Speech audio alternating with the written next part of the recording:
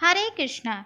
कार्तिक मास का महीना भगवान विष्णु और उनके अवतारों की पूजा के लिए सबसे शुभ माना जाता है। अगर आप पूरे कार्तिक मास में किसी कारण से भगवान विष्णु की पूजा नहीं कर पाते हैं, तो कार्तिक मास के अंतिम 5 दिनों के कुछ नियम हैं जिनका पालन करके आप तुलसी के पेड़ पर दीपदान करके 5 दिनों तक दीपदान करने से आपको संपूर्ण कार्तिक मास के पुण्य का फल प्राप्त होता है। महाभारत के एक पर्व में इस बारे में स्वयं भीष्म पितामह ने धर्मराज युधिष्ठिर को इस बारे में बताया है। आइए जानते हैं कि ये जो नियम है वो किस प्रकार से आपको करना है, साथ ही साथ गंगा दीपदान किस प्रकार से करना है, इसको हम विस्तार से जानेंगे। कार्तिक मास के अगर आप अंतिम 5 दिनों में भी ये उपाय नहीं कर पा रहे हैं, नियमों का पालन नहीं कर पा रहे हैं, तो कार्तिक मास की पूर्णिमा के दिन ये नियम अवश्य करें, जिससे कि आपको पूर्ण फलों की प्राप्ति हो। क्या है नियम, आइए जानते हैं। कार्तिक मास के अंतिम 5 दिनों में रोजाना सुबह जल्दी उठकर 4 बजे से 5 बजे के बीच में स्नान करें। अगर आपने 5 दिनों में ये नियम नहीं कर पाया है तो कार्तिक पूर्णिमा के दिन अवश्य कर लें। इन 5 दिनों में संभव हो तो रोजाना व्रत करें और अन्न व नमक ग्रहण न करें। अगर आपको कोई समस्या है या किसी भी प्रकार का रोग है, उससे ग्रसित हैं, तो आप एक समय भोजन भी कर सकते हैं, यह व्रत रख सकते हैं।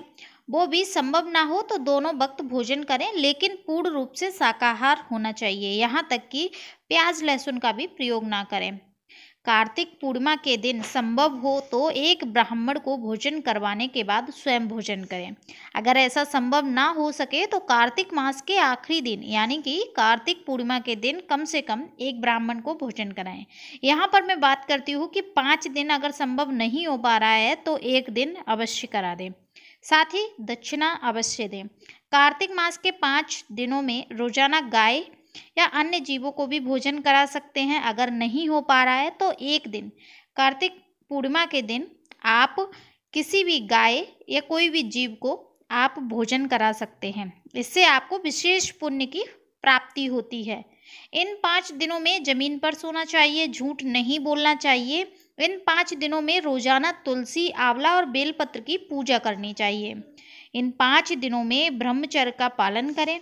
इन 5 दिनों में भीष्म पितामह ने धर्मराज युधिष्ठिर को उपदेश दिया था और भीष्म पितामह आजीवन ब्रह्मचारी थे, इसलिए उनके सम्मान में इन 5 दिनों में ब्रह्मचर्य का पालन करना चाहिए।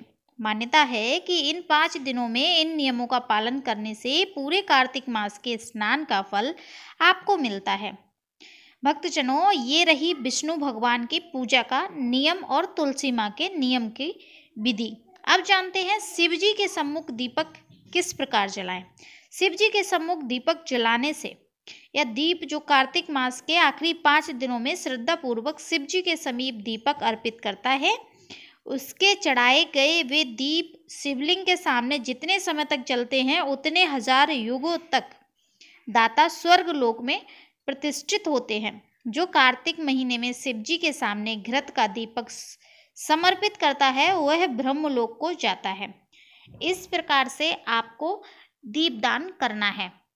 अगर आपने किसी कारणवश दीपदान नहीं कर पाया है कार्तिक मास के ये इन दिनों में, तो आप आखिरी दिन गंगा दीपदान अवश्य करें। किसी नदी किनारे, तालाब हो, गंगा हो या कोई पवित्र नदी ऐसी हो जो आपके नज़दीक हो, वहाँ जाकर आप एक दीपक घी का अवश्य लगाएं, जिससे कि आपको पूरे मास का आपको फल प्राप्त हो। कार्तिक महीने में शुभकारी होता है दीपदान करना।